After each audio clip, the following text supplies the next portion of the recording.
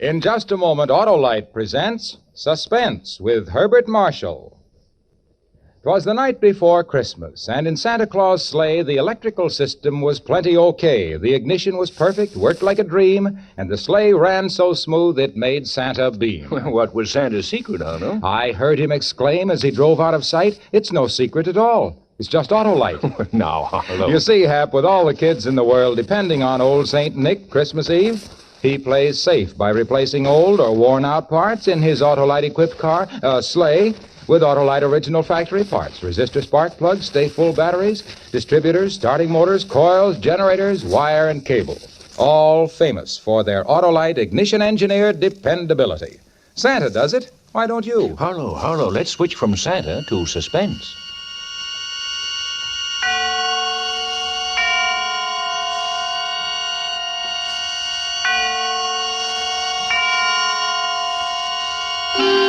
Suspense.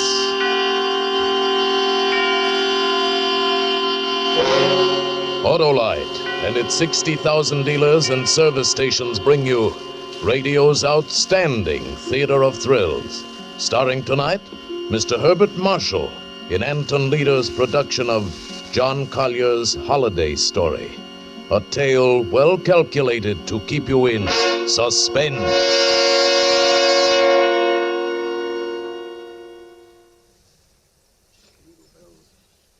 Jingle bells, jingle all the way. Oh, what fun 'tis to ride in a one-horse open sleigh. Oh, jingle bells. Wilfred! Wilfred! Yes, my dear. What on earth are you doing down here in the cellar? Why, just doing a little digging. And why, may I ask, have you chosen this day of all days to dig up the cellar floor? Well, I thought as the weather's been so damp, this would be a good time to plant that little devil's garden I told you about. Devil's garden? Whatever nonsense is that? Oh, that was my little joke about it. You see, I've managed to get hold of the spores of several unclassified wild orchids. Oh. In their wild state, they bloom under damp masses of leaf mold. The Araucanian Indians call them devil flowers because they appear to bloom under the ground. Well, I'm sure the Araucanian Indians will be very interested if you succeed in growing these ridiculous flowers under the cellar floor. Whom else it will interest, I can't imagine. Ooh, what's that terrible smell? That's the leaf mold. Chemically identical with the earth blanket they grow under in the wild state. I suppose I should line the pit with concrete so as to prevent seepage from this foreign soil, but I don't suppose there'll be much time for it now, and I do want to get these started before we close the house. There certainly will not be time for it. Do you realize that we're sailing for America a week from today? And you've made no arrangements whatever. Unless you call digging a hole in the cellar making arrangements. I certainly don't. Devil's garden, indeed. Sometimes I think you're going soft in the head, Wilfred. I suppose it is inconsiderate of me. You see, I've been wanting to try this experiment for a long, long time, but what with my lectures and seminars at the university, there never seemed a time. Well, there certainly isn't any time for it now. I suppose you've forgotten I made an appointment for you at the barber's this afternoon. Oh, no. But, must I shave off my beard, Hermione? I thought we'd been through all that. Of course you must. They don't wear beards in America. Go get your jacket on and do as I tell you. Yes, Hermione. And don't forget to take your umbrella. It looks like rain. Yes, Hermione. Oh, don't look so put upon, Wilfred. No, Someone has to plan things in this house, or you'd never even get to the university in time for your lectures, much less make arrangements for a trip to America. Oh, I know. But what about my specimens? There'll be plenty of time to plant your precious devil's garden when we get home from America. We're not going to be gone forever, you know. We'll be back here for the holidays. Oh, yes, of course, back for the holidays. I'd forgotten. Well, try to remember it. And if you can't do that, just do as I tell you. I've been making the plans in this house for 20 years. And if there's any digging to be done, I'll manage that as well. You understand, Wilfred? Yes, Hermione. Good. You have just 20 minutes to clean up this mess down here and keep your appointment at the barber's. And when you finish there, I want you to come straight home. Oh, I wanted to stop and pick up some books I ordered. Well, all right. But don't loiter the whole afternoon browsing over those old books the way you usually do. Now hurry and clear up this rubbish. Get rid of that smelly stuff. And no more digging, mind you. Yes, Hermione. Yes, Hermione. How many years has it been since I've been saying that? 10 years, 15, 20? Clear up the rubbish. Yes, Hermione. Don't forget your umbrella. Yes, Hermione. Do this, do that. Yes, Hermione. Yes, yes. How much longer can I stand this?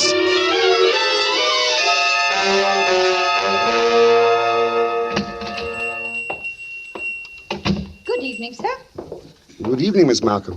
Why, it is Professor Carpenter, isn't it? Oh, you like me better this way? Oh, you look ever so much younger without the beard. 20 years at least. 20 years. You'll be glad to know those books you ordered have finally arrived. Books? Phytotomy of phalloid gametophytes and coniferous shrubs of North America. Those are the ones you ordered, aren't they? Yes, thank you.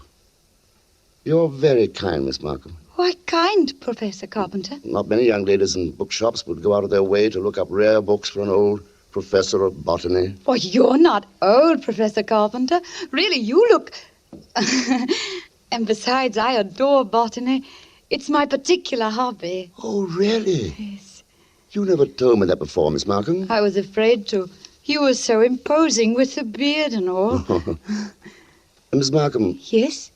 forgive me if this sounds foolish, but I feel that shaving off my beard is the most important thing I've done for 20 years. Oh, it is. I'm sure it is. I'm ashamed that I've been so distant with you all this time. Oh, there were times when I almost spoke up. Times when you came in here tired after a day with your students at the university. You seemed so alone, the way I'm alone in the world. I'd like to have asked you to stay a while and talk with me. But some way or other, I wound up by giving you your change and letting you go on your way. You say you're all alone in the world? Since my father died. Did you never think of marrying? My father was a very remarkable man. I never found anyone who seemed to measure up to what he led me to expect of men. Miss Markham. It's been so long since anyone called me by my first name. I'd like you to, if you want to. It's Marion. Marion. And yours? Wilfred. Oh, how long have you been alone, Wilfred? Alone? Oh, I knew you were a widower, of course, the first time I saw you. A widower? I can always tell. There's a certain sadness in a man's eyes, a sweet sadness, I think, when he's been married and then... A widower. I never thought of it in quite that way. But perhaps I shouldn't be talking like this. But I've often wondered what she must have been like. Your wife, I mean. Hermione? Was that her name? Yes, Hermione. Not an easy woman to forget. Very strong, always managing things. The house, my wardrobe, my friends. When we dined at a restaurant, she even ordered my food. She was always managing things. You might say she managed herself to death. Poor woman. She must have loved you very much. But she needn't have put herself out so. It's plain to see you don't need things managed for you. Is that so? You need companionship, I think. Someone sympathetic with your work. But the last thing on earth you need is a manager. How well you put it. The last thing on earth.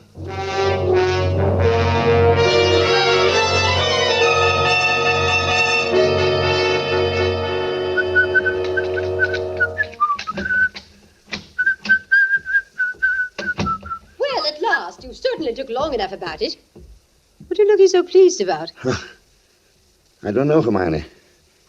Getting rid of the beard, perhaps. I feel 20 years younger. Oh, you look even smaller. Your face looks triangular or something. I'd forgotten your chin was so weak. But never mind that. You can grow it back soon enough after the holidays. Where are you going? Down in the cellar. Oh, I just bought this electric lantern, and I thought I'd put it away down there. now, whatever possessed you to buy a thing like that? I don't know. I rather like this lantern. Might come in handy. Who knows? Now, Wilfred, don't start digging down there again. I've 100 things to do putting the house in order before we leave. I want you to carry these boxes upstairs for me. Yes, Hermione. And if you are going down to the cellar, take this along and stuff it into the furnace. Oh, this is my old bathrobe. I may need it. Nonsense, I bought you a new one. Get rid of it. And don't start pottering down there with that devil's garden or whatever you call it. I'm through digging, my dear. I think the pit is quite deep enough now for my devil's garden.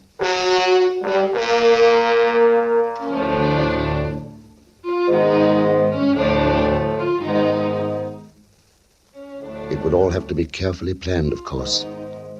Just as carefully planned as Hermione was planning the trip to America. We both went about our arrangements as the days passed. I spent all the time I could with Marion, and finally she consented. And then it was the last day, the big day. The day we were to sail for America. Operator? Operator, are you there? I'm still waiting on that call to Salisbury. Well, put them on quickly. Hello. Is this Paul Holt and Sons? It's Mrs. Wilfred Carpenter. Did you receive my letter? Good. Now remember, we'll be back for the holidays, and I want the job done without fail. What's that? Oh, no, I'm sure he doesn't suspect anything. Send the bill to me in New York as I instructed you, addressed in my name, of course. Oh, yes, I've already put them in the mail. You'll get them tomorrow. Thank you. Thank you so much. Oh, here you are, Wilfred. Where have you been? Backstairs. I dismissed the servants. Dismissed the servants? But I've asked some friends of mine into a farewell tea. Go and tell them it's a mistake. I'm afraid it's too late now. They've packed and gone. You have messed things up properly. How many times have I told you to leave things to me? I make the plans around here. Yes, Hermione. You'll have to do better than this when I plan the trip home, or we'll never in the world be back here for the holidays. Back here for the holidays, back here for the holidays. Must you keep saying that? Why not? We are coming back for the holidays, aren't we? Supposing I were offered a professorship in one of those wealthy American universities. Nonsense. Americans care nothing for botany. Luther Burbank was an American. That's different. What have you ever done except muck around in the dirt with a lot of roots and tubers? They asked me to lecture. That means something. Of course they ask you to lecture. Americans will pay to hear any foreigner deliver a lecture. Once. Now, there's no use getting yourself in a state about this, Wilfred. No doubt this extra money will come in very handy when we arrive back for the holidays. Precisely. And it's no good you're making a joke of it. Heaven knows where you'd be today if I hadn't got a sense of time. Yes, my dear Hermione. And as you've been so foolish as to dismiss the servants, you may empty the ashtrays and straighten up this room while we're waiting for the guests to arrive. I'm going upstairs to change. Call me when they get here. Yes, Hermione.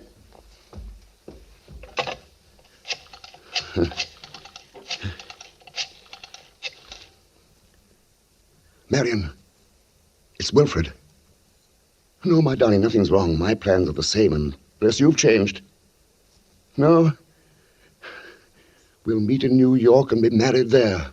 I'll explain why later. You'll have to trust me. Yes, my darling. Wilfred? Sorry, I can't talk any longer. Yes, I'll meet you in New York without fail. Until then, my darling. Wilfred? Were you talking on the phone just now? Yes, Hermione. Whoever was it? Freddie Sinclair. Didn't I hear you say something about meeting somebody in New York? Oh, yes. He was, old Freddie said he might possibly get over there before we leave. I said, of course, we'd meet him there if he did decide to go. Seems very peculiar, but then all of your friends are peculiar. Yes, Hermione. And just look at your jacket. Have you been digging in that cellar again? Yes, Hermione. Well, there's no need for it. You can't possibly get that devil's garden thing finished. Go and change your clothes before the guests arrive. Yes, Hermione. Oh, never mind. I see somebody coming up the walk now. Go and let them in. Yes, Hermione. Wilfred? Yes, my dear? Look out the window. There's Professor and Mrs. Goodenough, but who's that with them? Huh? Why, it's... Precisely. Freddie Sinclair. Peculiar you should have been talking to him on the phone not 3 minutes ago, and now here he is. Yes, isn't it? But then, as you say, Hermione, all my friends are peculiar. Not half so peculiar as you. Digging in the cellar an hour before we leave for America. Just look at yourself. And now that I think of it... Yes, Hermione? Oh, never mind. Go and let them in. No, you were going to ask me something. Of the hole I'm digging in the cellar. Oh, good heavens, stop rolling your eyes about that way. One would think you were digging a grave down there instead of a storage bin. Yes, Hermione. What's that? I said yes, Hermione. Oh, bother, open the door and stop saying yes, Hermione. I think, my dear, I've said it for the last time.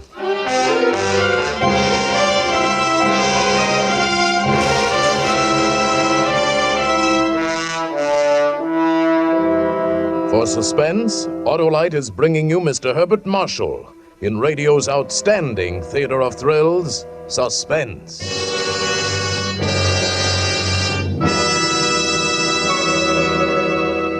Well, Hap, what kind of presents are you giving your car this Christmas? My car? Now be sensible, Harlow. I am being sensible, Hap, because the most sensible thing every car owner can do is treat his car to Autolite preventive service and Autolite factory parts now. Right now, like Santa does. For with an Autolite checkup now, your car won't let you down later. Here we go.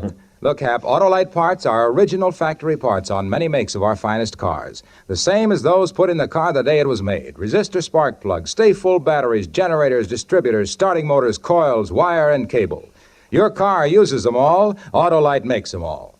You know, Autolite parts and your Autolite-equipped car go together, like Damon and Pythias, like Duncan and Fife, like Chip and Dale. What's one without the other? Chip and Dale. So don't accept parts that are supposed to be as good. Get Autolite parts, for Autolite parts are built for your car, Santa's car, everybody's car. Harlow, you're wonderful. Why, you've got Santa and everybody switching to Autolite. So, friends, follow the footsteps of Dasher, Dancer, Dunder, and Blitzen, and whip on down to your nearest Autolite service station or the dealer who sells your make of car, and ask for original factory parts and service. Oh, okay, Harlow. Right now, here's Suspense.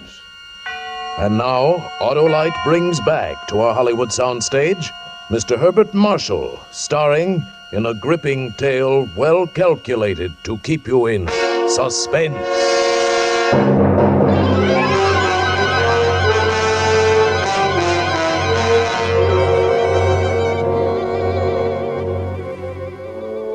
Back for the holidays. Hermione was so positive we would be back for the holidays. That last afternoon, pouring tea for a few friends who had come in to say last-minute farewells, she kept reiterating it. Now, mind you, Hermione, don't let those Americans lure your husband with one of their fat university jobs. We absolutely must have you with us for the holidays. He will be back, I promise. It's not absolutely certain, of course. Wilfred, what do you mean it's not certain? Of course it's certain. After all, Wilfred, old boy, you've contracted to lecture for only 2 months. That's right. But then, of course, anything may happen. Oh, Wilfred adores being unpredictable. Now, what other man would decide the very day, mind you, before leaving for America, to dig a great hole in the floor of the cellar? In the cellar? Yes, he's going to put some unclassified wild orchids down there. A devil's garden, if you please. Oh, my dear. Sounds so mysterious. Oh, my dear. That's Wilfred, though. It's really quite simple, once you find out what he's up to. Now, take that telephone call he put through to you a few minutes before you arrived, Freddie. To me? Of course. Wilfred wanted to surprise me about your plan to meet us in New York next month. Wasn't that why he called? To ask you not to mention it? But, my dear Hermione, Wilfred couldn't possibly have telephoned me within the past hour. I've been walking in the park since 3. He didn't telephone you? How could he? And as for my going to America... No, come, Freddie. You may as well own up.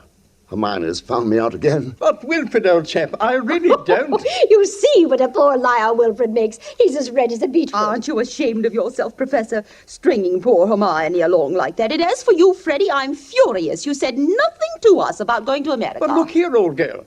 I've been trying to tell everyone here Oh, that... stuff and nonsense. The game's gone on long enough.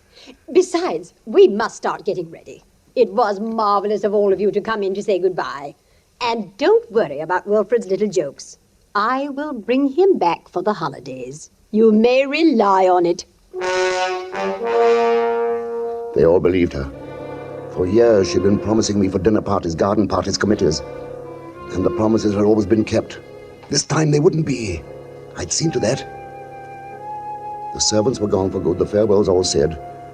I had time to the minute how long it would take to fit in the hole in the cellar, my devil's garden. Upstairs in the bedroom, I undressed, folded my clothes over a chair, put on my old bathrobe. Then I opened the door into Hermione's room. Hermione, have you a moment to spare? Of course, dear. I'm just finished. Then come in here for a moment. There's something rather extraordinary here. Oh, good heavens, Wilfred. What are you lounging about in that filthy old bathrobe for? I told you to put it into the furnace. I'll do it today. Yes, I really will, I promise. Well, high time. Now, what is it you want to show me? It is in the bathroom here. Just look. Who in the world do you suppose dropped a gold chain down the bathtub drain? Nobody has, of course. Nobody wears such a thing. Then what's it doing there? Well, I don't see anything. Here. I'll hold this flashlight for you. If you lean right over, you can see it shining deep down. Such a lot of nonsense, just as we're... Well, I don't see it, Wilfred. Go on looking, Hermione. In just a moment... Wilfred, I absolutely refuse... Wilfred, what are you doing? Take your hands off my neck. I will, Hermione, just as soon as I've finished the arrangements for my trip to America. What are you you talking about? You thought you were the only one who could plan things, didn't you, Hermione? Well, I've been making some plans of my own this past week. In exactly 1 minute and 45 seconds, you'll be dead. You see, I've planned it very accurately. You'll never get away with it. I thought you'd say that, Hermione, but I will get away with it.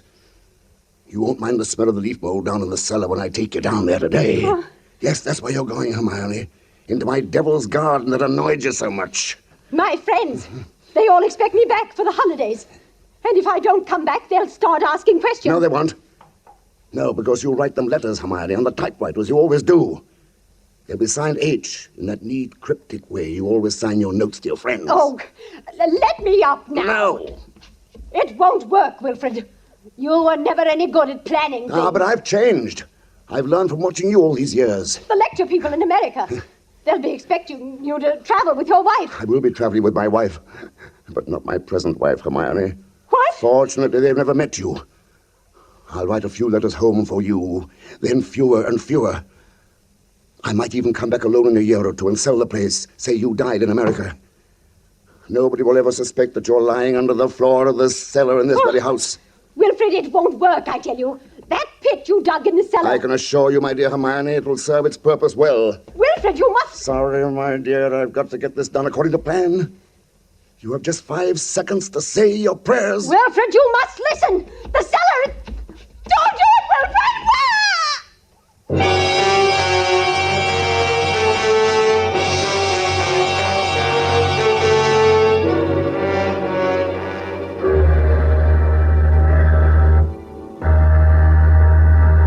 Oh, Stuart. Yes, sir? My wife is indisposed. She'll be taking her meals in our stateroom. For the whole voyage? Yes, for the whole voyage. Well, I trust your wife is feeling better this morning, Professor Carpenter. A little, yes, thank you. Not yet well enough to leave her cabin. Oh, I'm sorry. Oh, by the way, here's a copy of the radiogram you sent for your wife last evening. Oh, thank you. I'll just check it over. But look here. What is it? Did the typist make a mistake? No. No, nothing important. She can correct it later.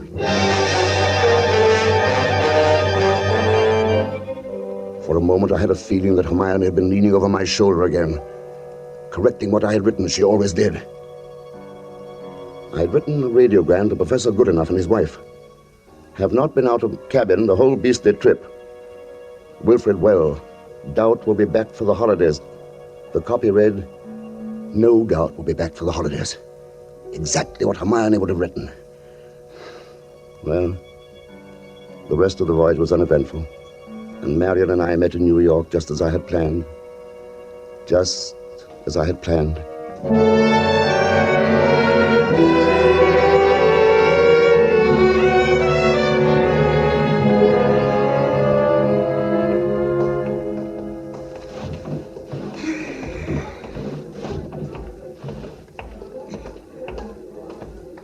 Professor and Mrs. Carpenter, we have reservations, I believe. Oh, yes, we've been expecting you, sir. Boy. Yes, sir. Take Professor and Mrs. Carpenter's luggage up to their suite. You know, Mrs. Carpenter, you're quite a surprise. Oh? Your letter reserving the rooms was so thorough. I was expecting an older, more forbidding sort of person, frankly, ma'am. Oh, no. As a matter of fact, we are just married. Oh? But my letter reserving the room? I wrote the letter, my dear, and signed it Mrs. Wilfred Carpenter, just as a joke. What a cunning old fox you are, Wilfred. Now that I think of it, I am rather. Oh, I almost forgot. There's a letter for you, Mrs. Carpenter. That's peculiar. I wonder who on earth... Well, we'll find out in good time, darling. Come along. We're keeping the boy waiting.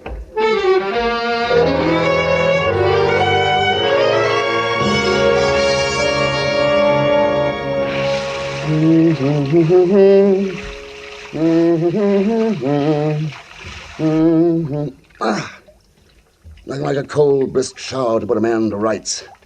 Wilfred,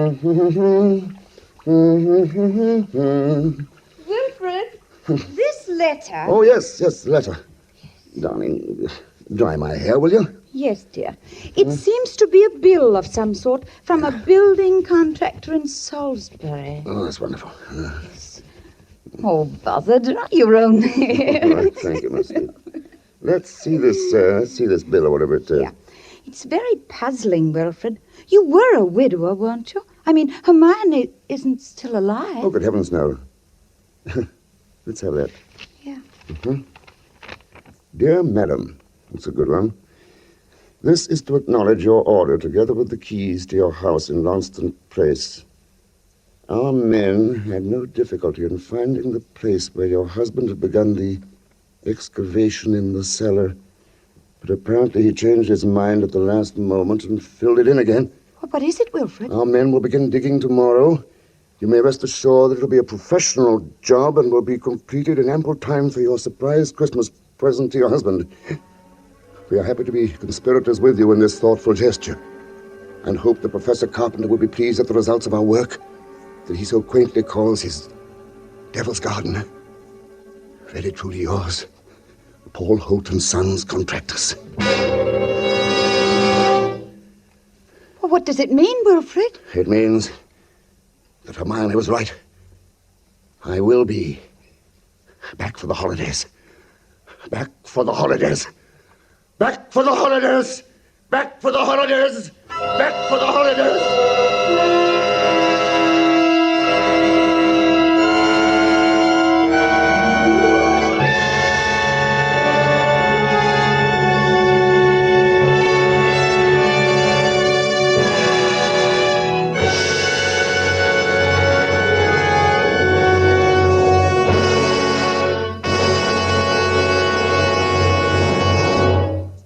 Thank you, Herbert Marshall, for a splendid performance. Mr. Marshall will return in just a moment. Jingle bells, jingle through the snow. Your car's all hep, it's full of pep, with Autolite, you know. Right you are. And Bike Cornelius electrical problems won't keep your car down when you stop at the shop that features Autolite parts and service. Sure as Kris Kringle means Christmas, Autolite original factory parts and service top the town. So, friends, stop in tomorrow at your friendly Autolite service station or the dealer who sells your make of car and ask for original factory parts and service. Autolite? You will find Autolite service stations listed in your classified telephone directory under Automotive Electrical Equipment. And remember, your Autolite ignition system is the lifeline of your car. Yes, friends, and remember, too, Autolite means spark plugs. Ignition-engineered resistor spark plug. Autolite means batteries. Stay full batteries. Autolite means ignition systems. The lifeline of your car.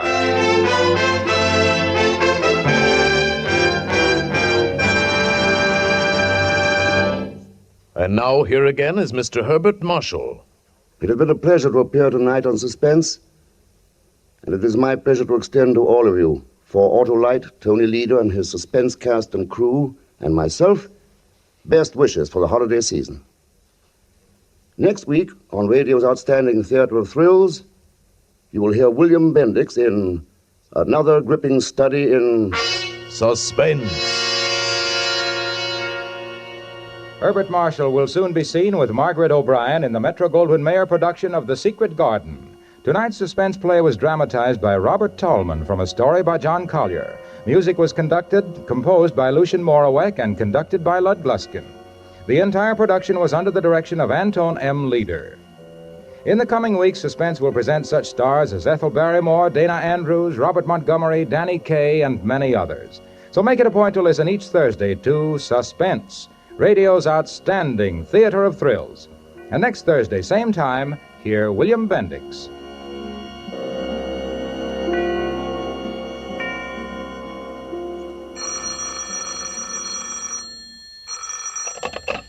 This is the Autolite Suspense Show. While we in North America are enjoying an abundant Christmas, millions of people in Europe are still hungry. Your $10 sent to CARE, C-A-R-E, will go a long way toward putting some less fortunate European family back on the road to health, happiness, and freedom. Good night. Merry Christmas from Autolite. This is CBS, the Columbia Broadcasting System.